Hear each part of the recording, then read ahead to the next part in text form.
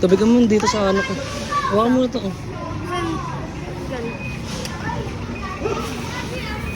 Oh, Yan. Ha? Bakit? ginamit na nanay mo yung tubigan mo. No.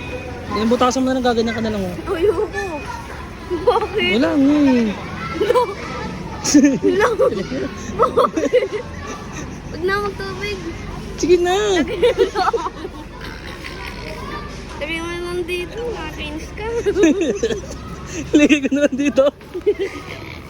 Kasi mapabasa yung mga ano eh. Kaya mo. Ano na yan? Joke lang. Ito. No. Wag na, kung ilagay nyo masisira. Sarado mo yan. Ito ba? Ano ba yan? Wala, tubig yan. Tingnan, bye-bye.